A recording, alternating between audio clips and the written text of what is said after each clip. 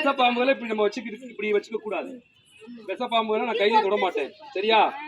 இந்த மாதிரி பாம்புகளை நம்ம தாராளமா கையில தொடலாம், ஒண்ணுமே செய்யாது, சரியா? இப்ப தொடர்ந்து தொடுவா போடியா.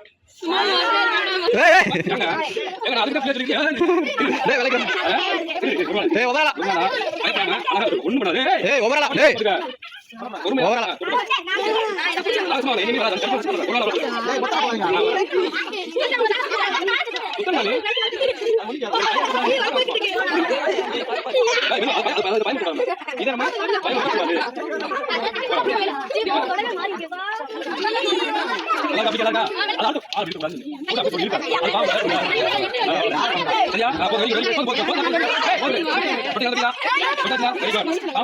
நமக்கு பயம் இருக்கக்கூடாது, சரியா?